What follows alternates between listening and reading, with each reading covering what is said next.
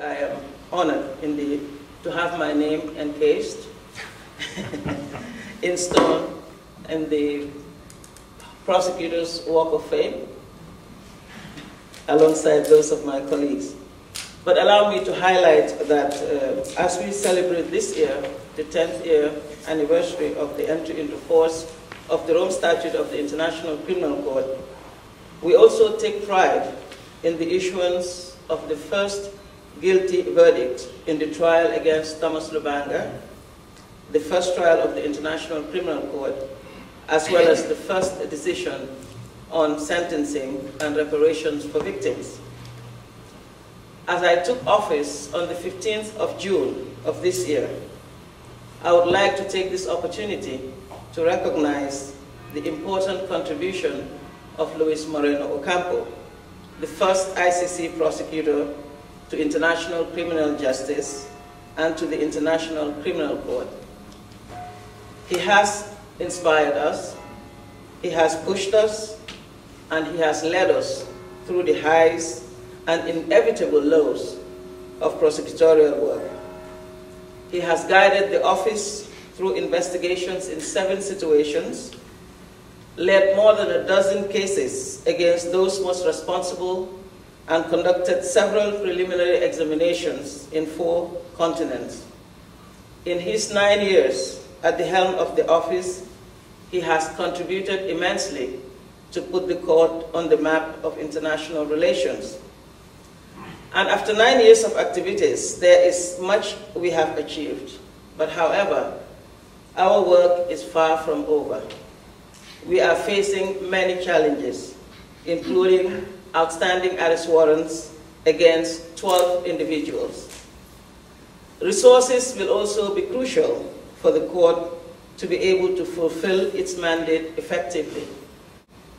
And while we recognize that there are difficult economic situations around the world, it is essential that states, parties, and the international community continue to support international justice by ensuring that we have the adequate resources that we need, especially in a time when the activities of the court are increasing. And as I mentioned during the panel of prosecutors yesterday, I would like to stress the importance of the court's independence, the cornerstone of all our institutions. Independence should never be taken for granted. National or community interest may provide incentives, as I said yesterday, to control the court through the undue strengthening of states' oversight prerogatives.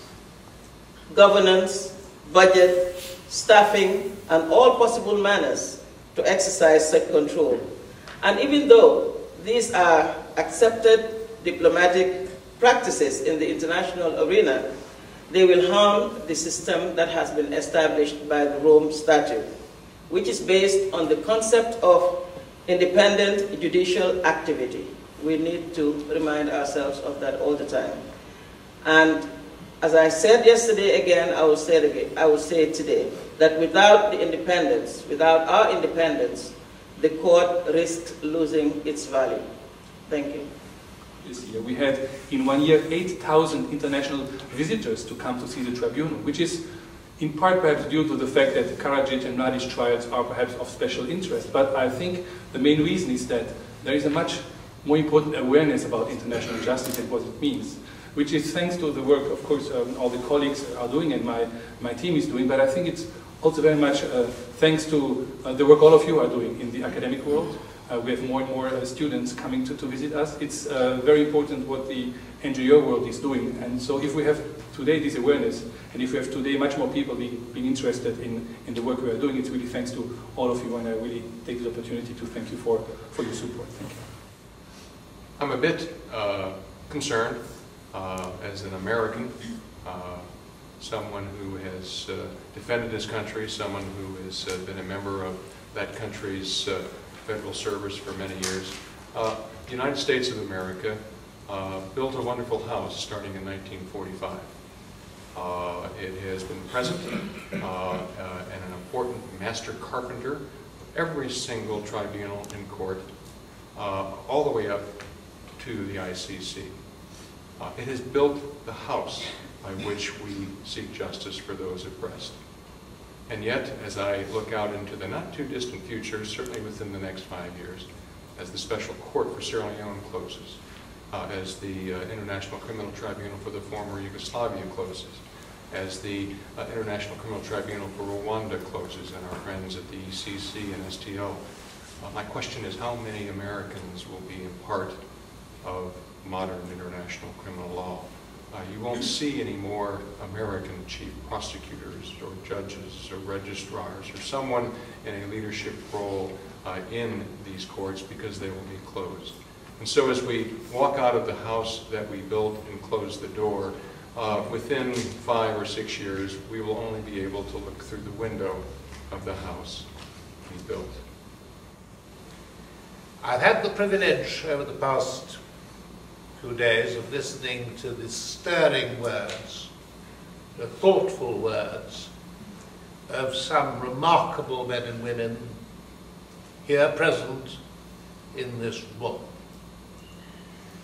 I leave Chautauqua with the renewed hope that I will see, and we will see, the victory of justice over evil, the triumph of victims over despots. That is what we're here to achieve, if we can. And indeed, the Special Court for Sierra Leone has been the little engine that could, and it has performed incredible feats over the last 10 years. But we also have been able to accomplish as much as we have, because not only was there a strong foundation and a big house built by the ICTY and the ICTR. The struggle, of course, for justice is a continuing one. It doesn't end. Even though some 17 years after the ICTR is on the verge of finishing its work, after 17 years of work, with 93 indictees, with 72 accused, whose cases have been disposed of, most of them convicted of genocide and related offenses. Even though with all that we are about to close, and we'll close with the conclusion of appeals provided by the end of next year, there's still work for us ahead within the ICTR in terms of ensuring that the new mechanism, the residual mechanism, which has now taken off, operates successfully and effectively. In relation to the Cambodian court, as you know, and as you've heard, that the setup of the court is not perfect. There are some traits and methods of doing the work which are very, very good, but the whole arrangement is not perfect. But the justice that the Cambodians seek is the same justice that people in the former Yugoslavia, Rwanda, and every other conflict-ridden country in the world. And so the way that we certainly look at it in the prosecution office there is that we can say, you know, the glass is half empty or the glass is half full. And so we have a structure. We have UN and Cambodians working together to overcome some of the difficulties of that structure and try and provide fair trials for the victims of Cambodia. I have signed the declaration on behalf of Mr. Norman Farrell, the prosecutor for the Special Tribunal for Lebanon. And this gives me the perfect opportunity to recall that he's the successor of Mr. Daniel Bellemare. It is Mr. Bellemare's achievement to have indicted the 4 individuals who will face trial in the beginning of next year, hopefully. It will be under the excellent leadership of Mr. Farrell that the prosecution will present the case. And as we have discussed in the course of the conference, this will be a case that will be presented in a trial in absentia situation. And the conduct and the outcome of that trial will show whether the concept of a trial in absentia is something that should be considered or should not be considered for incorporation in the rules of procedure and statutes of other potentially future courts and tribunals.